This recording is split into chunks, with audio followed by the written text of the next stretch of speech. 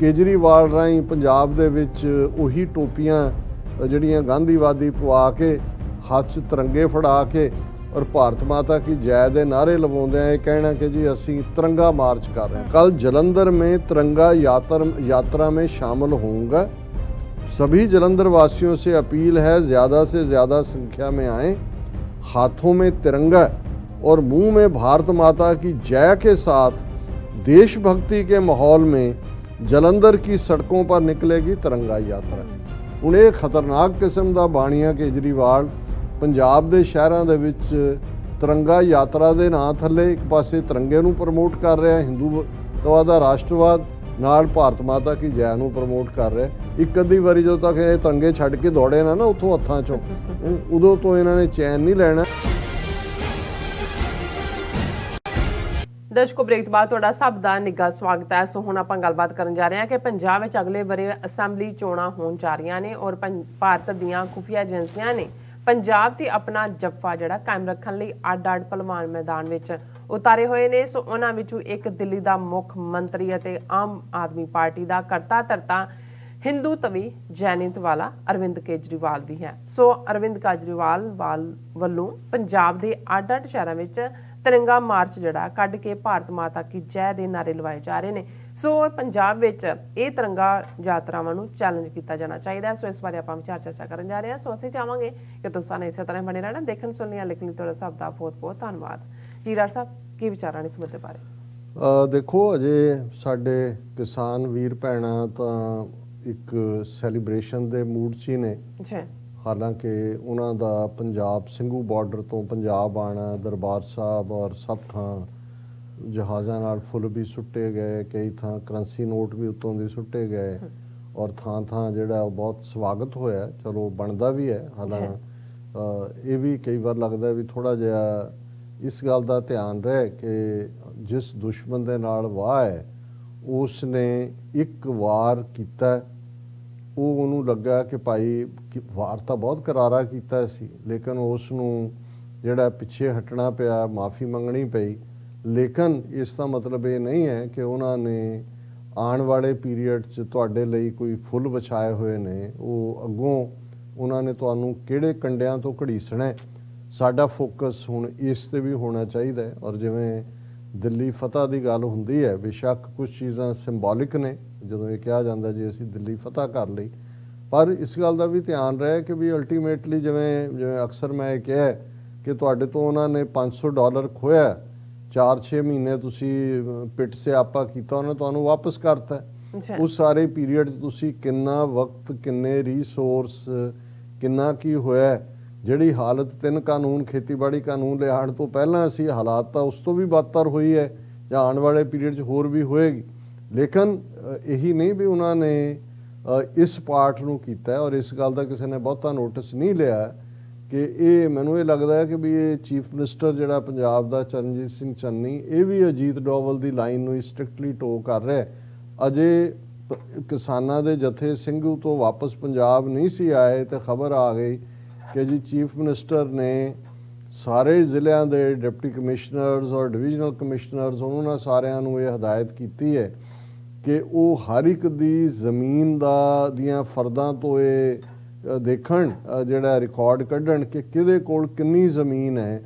ਕਿਉਂਕਿ ਲੈਂਡਲੈਸ ਲੋਕਾਂ ਦੇ ਵਫਦ ਨੇ ਮੁਲਾਕਾਤ ਕੀਤੀ ਹੈ। ਉਹਨਾਂ ਨੇ ਕਿਹਾ ਕਿ ਜੀ ਜਿਹੜਾ ਲੈਂਡ ਸੀਲਿੰਗ ਐਕਟ 1972 ਦੇ ਵਿੱਚ ਪਾਸ ਹੋਇਆ ਸੀ ਪੰਜਾਬ ਅਸੈਂਬਲੀ 'ਚ, ਉਹਦੇ ਤਹਿਤ 17 ਏਕੜ ਜਿਹੜਾ ਉਹ ਮਿਨੀਮਮ ਕੋਈ ਜ਼ਮੀਨ ਰੱਖ ਸਕਦਾ ਹੈ, ਉਸ ਤੋਂ ਅਬਵ ਜਿਹੜਾ ਉਹ ਸਰਕਾਰ ਲਏਗੀ।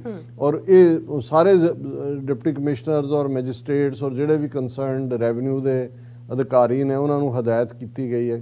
ਹੁਣ ਔਰ 1971-72 'ਚ ਕਿਉਂਕਿ ਗਿਆਨੀ ਜ਼ੈਲ ਸਿੰਘ ਵੀ ਇਸ ਕਿਸਮ ਦਾ ਹੀ ਉਹਨਾਂ ਦਾ ਝਾੜੂ ਬਰਦਾਰ ਚੀਫ ਮਿਨਿਸਟਰ ਸੀ, ਜਿਹਦੇ ਵੇਲੇ ਇਹਨਾਂ ਨੇ ਲੈਂਡ ਸੀਲਿੰਗ ਐਕਟ ਲਿਆਂਦਾ ਸੀ, ਉਦੋਂ ਉਹਨਾਂ ਨੇ ਜਿਹੜਾ ਲੋਕਾਂ ਨੇ ਐਡਜਸਟ ਕਰ ਲਿਆ ਜਿਹਦਾ ਵੀ ਹੋਇਆ। ਕਈਆਂ ਨੇ ਜਿਹੜੇ ਅਦਰਵਾਈਜ਼ ਕੋਈ ਪਿਓ ਦੇ ਨਾਂ ਹੀ ਹੁੰਦੀ ਸੀ ਵੀ ਉਹਨੇ ਜਾਣ ਤੋਂ ਪਹਿਲਾਂ ਦੁਨੀਆ ਤੋਂ ਕਰਨਾ, ਉਹਨਾਂ ਨੇ ਦੇਖਿਆ ਵੀ ਇਹ ਤਾਂ ਲੈ ਨਾ ਜਾਏ ਸਰਕਾਰ, ਔਰ ਉਹਨਾਂ ਨੇ ਅੱਗੋਂ ਆਪਣੇ ਬੱਚਿਆਂ ਦੇ, ਭਤੀਜਿਆਂ ਦੇ, ਔਰ ਥੋੜ੍ਹਾ ਬਹੁਤ ਮਿਸਯੂਜ਼ ਵੀ ਹੋਇਆ ਹੋਏਗਾ, ਥੋੜ੍ਹੀ ਬਹੁਤ ਜ਼ਮੀਨ ਸਰਕਾਰ ਕੋਲ ਗਈ ਵੀ ਪਰ ਬਹੁਤੀ ਨਹੀਂ ਗਈ, ਕਿਉਂਕਿ ਪੰਜਾਬ 'ਚ ਕੋਈ ਫਿਊਡਲ ਸਿਸਟਮ ਹੈ ਵੀ ਨਹੀਂ ਹੈ।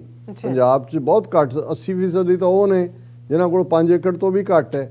ਹਾਂ ਇਹ ਜ਼ਰੂਰ ਹੈ ਵੀ ਸਾਰੇ ਪੀਰੀਅਡ 'ਚ ਕਈਆਂ ਨੇ ਮਿਹਨਤ ਕਰਕੇ ਜਿਹੜੀ ਠੇਕੇ ਤੇ ਲਈ ਜਾਂ ਕੁਛ ਨੇ ਹੋਰ ਬਾਏ ਕੀਤੀ, ਬਾਹਰ ਆ ਕੇ ਜਿਨ੍ਹਾਂ ਦੇ ਬੱਚਿਆਂ ਨੇ ਮਿਹਨਤ ਕੀਤੀ ਹੈ ਉਹਨੇ ਪਿੱਛੇ ਪੈਸੇ ਭੇਜੇ, ਉਹਨਾਂ ਨੇ ਨਾਲ ਲੱਗਦੀ ਜ਼ਮੀਨ ਖਰੀਦ ਲਈ। ਹੁਣ ਇਹ ਜਿਹੜਾ ਇੱਕਦਮ ਇਵੇਂ ਹੀ ਹੈ ਜਿਵੇਂ ਤੁਸੀਂ ਕਬੂਤਰਾਂ ਦੇ ਵਿੱਚ ਬਿੱਲੀ ਛੱਡ ਦਿੰਦੇ ਹੋ ਕਿ ਵੀ ਤੁਸੀਂ ਲੈਂਡ ਐਕਟ ਉਹ ਜਿਹੜੇ ਕਾਨੂੰਨ ਤਾਂ ਵਾਪਸ ਲਏ, ਤੁਸੀਂ ਇੱਕ ਨਵਾਂ ਜਿਹੜਾ ਔਰ ਇਹ ਕਿਉਂਕਿ ਟਿਪੀਕਲੀ ਜਿਹੜਾ ਇੱਕ ਨਿਸ਼ਾਨਾ ਪੰਜਾਬ ਦੇ ਵਿੱਚ ਏਜੰਸੀਆਂ ਦਾ ਹੈ, ਜ਼ਿਮੀਂਦਾਰ ਔਰ ਕਿਰਤੀ ਜਿਹੜਾ ਹੁਣ ਪੰਜਾਬ ਦੇ ਵਿੱਚ ਕਿਰਤੀ ਹੈ, ਜਿਹੜਾ ਮਜ਼ਦੂਰ ਹੈ, ਉਹਨੂੰ ਕਿਹਾ ਤਾਂ ਸੀਰੀ ਜਾਂਦਾ, ਸੀਰੀ ਦਾ ਮਤਲਬ ਨਾਲ ਰਲਾਇਆ ਹੋਇਆ, ਉਹਦੇ ਕੋਲ ਜ਼ਮੀਨ ਨਹੀਂ ਹੈ। ਪਰ ਹੁਣ ਉਹ ਇਹ ਪ੍ਰਭਾਵ ਦੇਣਾ ਚਾਹੁੰਦੇ ਨੇ ਜੀ ਆਹ ਦੇਖੋ ਜਿਹੜੇ ਨੇ ਜ਼ਿਮੀਂਦਾਰ ਜਾਂ ਦੂਜੇ ਖਾਂਦੇ ਪੀਂਦੇ ਦੂਜੇ, ਇਹਨਾਂ ਦੀਆਂ ਜ਼ਮੀਨਾਂ ਅਸੀਂ ਖੋਹ ਕੇ ਤੁਹਾਨੂੰ ਦੇਣੀਆਂ ਨੇ, ਤਾਂ ਕਿ ਜਿਹੜੀ ਕਿਸਾਨ ਮਜ਼ਦੂਰ ਏਕਤਾ ਇਸ ਪੀਰੀਅਡ ਦੇ ਵਿੱਚ ਬਣੀ ਉਹਨੂੰ ਵੀ ਤੋੜਿਆ ਜਾਏ। ਇੱਕ ਨਵੇਂ ਜਿਹੜੀ ਹੈ ਸਿਵਲ ਕਨਫਰੰਟੇਸ਼ਨ ਦਾ ਜੇ ਵਾਰ ਨਾ ਵੀ ਹੋਏ, ਇੱਕ ਆਪਸੀ ਖਿੱਚ ਧੂ ਦਾ ਇੱਕ ਸਾਧਨ ਤਿਆਰ ਕੀਤਾ ਜਾਏ। ਔਰ ਇਹ ਉਹਨਾਂ ਨੇ ਜਿਹੜਾ ਛੱਡ ਦਿੱਤਾ ਹੈ ਜਿਹੜਾ ਉਹਨੂੰ ਬਿੱਲੇ ਨੂੰ ਕਬੂਤਰਾਂ ਦੇ ਵਿੱਚ ਕਿ ਭਾਈ ਆਪਣੀਆਂ ਜ਼ਮੀਨਾਂ ਸਾਂਭੋ ਤਾਂ ਸਰਕਾਰ ਲੈ ਜਾਏਗੀ। ਦੂਸਰਾ ਪਾਰਟ ਅਸੀਂ ਦੇਖਦੇ ਹਾਂ ਕਿ ਵੀ ਕਿਵੇਂ ਜਿਹੜਾ ਕੈਪਟਨ ਅਮਰਿੰਦਰ ਜਿਹਨੂੰ ਥਾਪੀ ਦੇ ਕੇ ਜਿਹਨੇ 4.5 ਸਾਲ ਬੀਜੇਪੀ ਦੀ ਹੀ ਚੀਫ ਮਿਨਿਸਟਰੀ ਕੀਤੀ ਕਾਂਗਰਸ ਦੇ ਲੇਬਲ ਥੱਲੇ, ਉਹਨੂੰ ਇਸ ਕੰਮ ਦੇ ਲਈ ਛੱਡਿਆ। ਉਹ ਇਹ ਕਹਿ ਰਿਹਾ ਕਿ ਦੇਖੋ ਹੁਣ ਨਵਜੋਤ ਸਿੱਧੂ ਬਣਾ ਦਿੱਤਾ ਹੈ ਕਾਂਗਰਸ ਨੇ ਇਲੈਕਸ਼ਨ ਜਿਨ੍ਹਾਂ ਨੇ ਦੇਣੀਆਂ ਨੇ ਟਿਕਟਾਂ ਉਹਦਾ ਚੇਅਰਮੈਨ, ਤੇ ਚੰਨੀ ਨੂੰ ਕਹਿ ਰਿਹਾ ਤੂੰ ਤਾਂ ਰਾਤ ਦਾ ਚੌਕੀਦਾਰ ਹੀ ਹੈ। ਤਾਂ ਇਹ ਕਦੋਂ ਹੋਇਆ ਕਿ ਜੀ ਇੱਕ ਚੀਫ ਮਿਨਿਸਟਰ ਨੂੰ ਪਾਸੇ ਕਰਕੇ ਕਿਸੇ ਹੋਰ ਨੂੰ ਬਣਾਇਆ ਜਾਏ। ਸੋ ਉਹ ਆਪਣਾ ਉਹਨੂੰ ਤੁਖਨੀ ਦੇਣ ਤੇ ਰੱਖਿਆ ਹੋਇਆ। ਬਾਦਲਾਂ ਦਾ ਟੱਬਰ ਆਪਣੇ ਕੰਮ ਲੱਗਾ ਹੋਇਆ। ਹੁਣ ਬਾਦਲ 5 ਸਾਲ ਜਿਹਨੇ ਮੂੰਹ ਬੰਦ ਰੱਖਿਆ ਸੀ, ਇੱਕ ਉਹਨੇ ਕਿਸਾਨ ਕਾਨੂੰਨਾਂ ਨੂੰ ਸਪੋਰਟ ਕਰਦੇ ਆ ਵੀਡੀਓ ਜਾਰੀ ਕੀਤੀ ਸੀ, ਉਹ ਹੁਣ ਕਹਿ ਰਿਹਾ ਕਿ ਜੀ ਇਹ ਸਾਡਾ ਪਵਿੱਤਰ ਅਲਾਇੰਸ ਹੋ ਗਿਆ ਬਹੁਜਨ ਸਮਾਜ ਪਾਰਟੀ ਦਾ ਔਰ ਸਾਡਾ ਸਰਕਾਰ ਸਾਡੀ ਬਣੇਗੀ। ਉਹਨੇ ਆਪਣਾ ਜਿਹੜਾ ਰਾਗ ਮਲਹਾਰ ਗਾਣਾ ਸ਼ੁਰੂ ਕੀਤਾ ਹੋਇਆ। ਇਧਰੋਂ ਕਦੇ ਖਬਰ ਹੁੰਦੀ ਜੀ ਲੱਖਾ ਸਿਧਾਣਾ ਦੀ ਪਾਰਟੀ ਬਣ ਗਈ, ਫਿਰ ਹੋਇਆ ਜੀ ਹੁਣ ਫੜਿਆ ਗਿਆ, ਫਿਰ ਹੋ ਗਿਆ ਜੀ ਬੱਬੂ ਮਾਨ ਨੇ ਪਾਰਟੀ ਬਣਾ ਲਈ। ਉਹ ਇੱਕ ਹੋਰ ਫੌਜੀ ਹੈ ਸਾਬਕਾ, ਕਦੇ ਅਮਰਿੰਦਰ ਦਾ ਯਾਰ ਸੀ, ਉਹ ਕਹਿ ਰਿਹਾ ਅਸੀਂ ਪੰਜਾਬ 'ਚ ਇੰਨੀ ਪਾਰਟੀ, ਬੀਜੇਪੀ ਵਾਲੇ ਦੇਖ ਰਹੇ ਨੇ ਜੀ ਹੋਰ ਕਿਹਨੂੰ ਆਪਣੇ 'ਚ ਲਿਆਉਣਾ।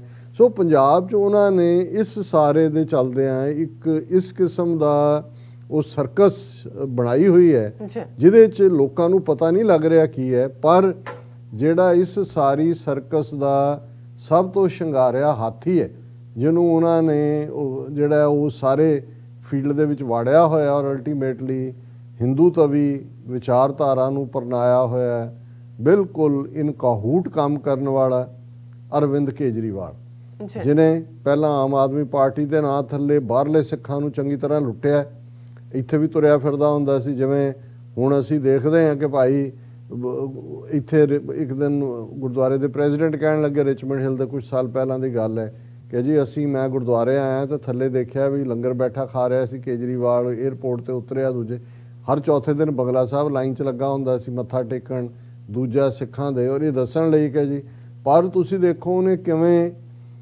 ਜਾਲਸਾਜ਼ੀ ਦੇ ਨਾਲ ਸਿੱਖਾਂ ਦੇ ਮੁੰਡੇ ਕੁੜੀਆਂ ਦੇ ਸਿਰਾਂ ਦੇ ਉੱਤੇ ਉਹ ਹਿੰਦੂ ਟੋਪੀ ਪਵਾ ਦਿੱਤੀ, ਕਿਵੇਂ ਬਿਲੀਅਨਸ ਆਫ ਰੁਪੀਜ਼ ਜਾਂ ਡਾਲਰਸ ਮਿਲੀਅਨਸ ਆਫ ਡਾਲਰਸ ਬਾਹਰੋਂ ਗਏ, ਪੰਜਾਬ 'ਚ ਆ ਕੇ ਉਹਦੀ ਟੀਮ ਨੇ ਕਿਵੇਂ ਆਸ਼ੀ ਕੀਤੀ, ਕਿਵੇਂ ਪੰਜਾਬ ਦੀ ਇੱਜ਼ਤ ਦੇ ਨਾਲ ਵੀ ਖੇਡੇ ਔਰ ਪੈਸੇ ਨਾਲ ਵੀ ਖੇਡੇ, ਲੁੱਟ ਲੱਟ ਕੇ ਦੌੜ ਗਏ।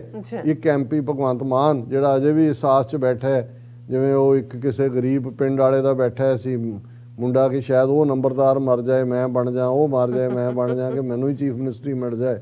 ਕੇਜਰੀਵਾਲ ਹਰ ਚੌਥੇ ਦਿਨ ਪੰਜਾਬ 'ਚ ਤੁਰਿਆ ਹੁੰਦਾ ਹੈ। ਲੇਕਿਨ ਸਭ ਤੋਂ ਖਤਰਨਾਕ ਗੱਲ, ਇੱਕ ਪਾਸੇ ਦਿੱਲੀ ਤੱਕ ਜਾਣ ਵੇਲੇ ਵੀ ਕੇਸਰੀ ਨਿਸ਼ਾਨ ਸਾਹਿਬ ਦੀ ਕਮਾਂਡ ਥੱਲੇ ਸਿੱਖ ਪਹੁੰਚਦੇ ਨੇ, ਜਿਹੜਾ ਟਰੈਕਟਰ ਜਿਹੜਾ ਸਾਰਾ ਬੈਰੀਕੇਡ ਤੋੜ ਕੇ ਅੱਗੇ ਜਾ ਰਿਹਾ ਉਹਦੇ ਤਾਂ ਪਿੰਡਾਣਿਆਂ ਦੀ ਫੋਟੋ ਲੱਗੀ ਹੈ, ਕੇਸਰੀ ਝੰਡੇ ਨੇ।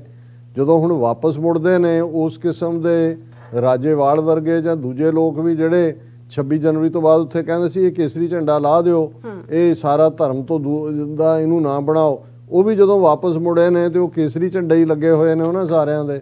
ਜਿੱਥੇ ਇਹਨਾਂ ਦੀਆਂ ਪ੍ਰੈਸ ਕਾਨਫਰੰਸਾਂ ਹੁੰਦੀਆਂ ਸੀ, ਜਿਸ ਉਹਨੇ ਮਿਸਟਰ ਮਲਕ ਨੇ ਆਪਣਾ ਉਹ ਸਾਰਾ ਜਿਹੜਾ ਸਟੋਰ ਦੇ ਦਿੱਤਾ ਹੋਇਆ ਸੀ ਇੱਕ ਵੱਡਾ ਵੇਅਰ ਹਾਊਸ, ਉਹ ਵੀ ਕਹਿ ਰਿਹਾ ਜੀ ਹਮ ਯਹਾਂ ਨਿਸ਼ਾਨ ਸਾਹਿਬ ਸਥਾਪਿਤ ਕरेंगे। ਹੁਣ ਇਸ ਸਾਰੇ ਕਿਸਾਨੀ ਅੰਦੋਲਨ ਦੇ ਦੌਰਾਨ ਸਿੱਖੀ ਸਿੰਬੋਲਿਜ਼ਮ, ਸਿੱਖੀ ਸੇਵਾ, ਸਿੱਖੀ ਪਿਆਰ, ਸਿੱਖੀ ਨਿਸ਼ਾਨ ਸਾਹਿਬ, ਇਹ ਇਸ ਦਾ ਕਿਸੇ ਨੂੰ ਕੋਈ ਭੁਲੇਖਾ ਨਹੀਂ ਰਿਹਾ। 26 ਜਨਵਰੀ ਨੂੰ ਤਾਂ ਲਾਲ ਕਿਲੇ ਤੇ ਵੀ ਚੜ੍ਹਾ ਦਿੱਤਾ ਜਾ ਕੇ ਜਗਰਾਜ ਸਿੰਘ ਨੇ। ਹੁਣ ਇਸ ਸਭ ਦੇ ਚਲਦਿਆਂ ਇਹਦਾ ਕਾਊਂਟਰ ਕੀ ਹੈ? ਹੁਣ ਨਿਸ਼ਾਨ ਸਾਹਿਬ ਦੀ ਜਿਹੜੀ ਹੈ ਉਹਨੂੰ ਬੇਹੁਰਮਤੀ ਕਰਨ ਤੇ ਨੌਜਵਾਨ ਖਲੋਂਦੇ ਨੇ। ਡਿਨਾਇਲ ਚੋਂ ਉਹਨਾਂ ਨੇ ਕਿਸਾਨਾਂ ਤੋਂ ਕਰਵਾ ਕੇ ਦੇਖ ਲਏ, ਉਹਨਾਂ ਨੇ ਕਿਹਾ। ਹੁਣ ਉਹਨਾਂ ਨੇ ਉਹਦਾ ਆਲਟਰਨੇਟਿਵ ਲੱਭਿਆ ਕਿ ਵੀ ਇਹ ਕੇਜਰੀਵਾਲ ਰਾਹੀਂ ਪੰਜਾਬ ਦੇ ਵਿੱਚ ਉਹੀ ਟੋਪੀਆਂ ਜਿਹੜੀਆਂ ਗਾਂਧੀਵਾਦੀ ਪਵਾ ਕੇ, ਹੱਥ 'ਚ ਤਿਰੰਗੇ ਫੜਾ ਕੇ ਔਰ ਭਾਰਤ ਮਾਤਾ ਕੀ ਜੈ ਦੇ ਨਾਅਰੇ ਲਵਾਉਂਦਿਆਂ ਇਹ ਕਹਿਣਾ ਕਿ ਜੀ ਅਸੀਂ ਤਿਰੰਗਾ ਮਾਰਚ ਕਰ ਰਹੇ ਹਾਂ। ਪਹਿਲਾਂ ਇਹਨੇ ਪਠਾਨਕੋਟ ਕੀਤਾ, ਫਿਰ ਬਾਕੀ ਸ਼ਹਿਰਾਂ 'ਚ। ਹੁਣ ਉਹਨੇ ਟਵੀਟ ਕੀਤਾ ਹੋਇਆ अरविंद केजरीवाल ने, कल जलंधर में तिरंगा यात्रा में शामिल होऊंगा। सभी जलंधर वासियों से अपील है ज़्यादा से ज़्यादा संख्या में आएँ। हाथों में तिरंगा और मुंह में भारत माता की जय के साथ देशभक्ति के माहौल में जलंधर की सड़कों पर निकलेगी तिरंगा यात्रा। हुण जे साडे व्यूअर्स नूं याद होए कि इनफैक्ट तिरंगा यात्रा कांसैप्ट ही RSS जिन्होंने अपने नागपुर के हैडकुआटर तो अज तो 15 साल पहले तक तिरंगा लाया, इनू मनता ही नहीं तिरंगे नूं। वो तो अपना पीड़ा उन्होंने जिहड़ा तवाजा है उस ओम वाला वो लहराते हैं। पर बाद च उन्होंने देखा कि भी जिहड़े भारत माता की जय नहीं कहते, सिख भी नहीं कहते, साडे लई कोई माता मूता नहीं है। असीं एक रब च यकीन रखने वाले लोग हैं। असीं तां वाहिगुरू जी का खालसा वाहिगुरू जी की फतेह कहते हैं कि उहदा खालसा फतेह उहदी है, माता तुहाडी होएगी। लेकिन ਉਹਨਾਂ ਨੇ ਕਿਵੇਂ ਉਸ ਸਾਰੇ ਨੂੰ ਨੈਸ਼ਨਲਿਜ਼ਮ ਦੇ ਨਾਲ ਜੋੜਿਆ? RSS ਤਾਂ ਜੋੜ ਹੀ ਰਿਹਾ ਸੀ। ਹੁਣ ਇਹ ਖਤਰਨਾਕ ਕਿਸਮ ਦਾ ਬਾਣੀਆ ਕੇਜਰੀਵਾਲ ਪੰਜਾਬ ਦੇ ਸ਼ਹਿਰਾਂ ਦੇ ਵਿੱਚ ਤਿਰੰਗਾ ਯਾਤਰਾ ਦੇ ਨਾਂ ਥੱਲੇ ਇੱਕ ਪਾਸੇ ਤਿਰੰਗੇ ਨੂੰ ਪ੍ਰਮੋਟ ਕਰ ਰਿਹਾ, ਹਿੰਦੂਤਵਾ ਦਾ ਰਾਸ਼ਟਰਵਾਦ, ਨਾਲ ਭਾਰਤ ਮਾਤਾ ਕੀ ਜੈ ਨੂੰ ਪ੍ਰਮੋਟ ਕਰ ਰਿਹਾ। ਸੋ ਅਸੀਂ ਇਹ ਗੱਲ ਭਾਈ ਗਜਿੰਦਰ ਸਿੰਘ ਦਲ ਖਾਲਸਾ ਨੇ ਵੀ ਨੋਟਿਸ ਕੀਤੀ, ਉਹਨਾਂ ਨੇ ਵੀ ਇੱਕ ਲਿਖਤ ਲਿਖੀ ਸੀ 2 ਦਿਨ ਪਹਿਲਾਂ। ਔਰ ਮੈਂ ਸਮਝਦਾ ਵੀ ਇਹਨਾਂ ਨੂੰ ਚੈਲੰਜ ਹੋਣਾ ਚਾਹੀਦਾ ਬਾਈ ਐਨੀ ਮੀਨਸ ਪੋਸੀਬਲ। ਇਹ ਗੱਲ ਬਿਲਕੁਲ ਕਲੀਅਰ ਹੋਣੀ ਚਾਹੀਦੀ ਹੈ। ਇੱਕ ਅੱਧੀ ਵਾਰੀ ਜਦੋਂ ਤੱਕ ਇਹ ਤਿਰੰਗੇ ਛੱਡ ਕੇ ਦੌੜੇ ਨਾ ਉੱਥੋਂ ਹੱਥਾਂ ਚੋਂ, ਉਦੋਂ ਤੋਂ ਇਹਨਾਂ ਨੇ ਚੈਨ ਨਹੀਂ ਲੈਣਾ। ਨਹੀਂ ਤਾਂ ਇਹ ਬਹੁਤ ਖਤਰਨਾਕ ਖੇਲ ਜਿਹੜੀ ਹੈ RSS ਦੀ ਹੈ ਪੰਜਾਬ ਦੀ, ਜਿਹਨੂੰ ਇਹ ਕੇਜਰੀਵਾਲ ਅੱਗੇ ਤੋਰ ਰਿਹਾ। ਜੀ ਡਾਕਟਰ ਸਾਹਿਬ ਤੁਹਾਡਾ ਬਹੁਤ ਬਹੁਤ ਧੰਨਵਾਦ। ਸੋ ਇੱਥੇ ਲੈਣੇ ਬ੍ਰੇਕ। ਵਿਊਅਰਸ ਤੁਸੀਂ ਇਸੇ ਤਰ੍ਹਾਂ ਬਣੇ ਰਹਿਣਾ, ਮਿਲਦੇ ਹਾਂ ਛੋਟੇ ਜਿਹੇ ਬ੍ਰੇਕ ਤੋਂ ਬਾਅਦ।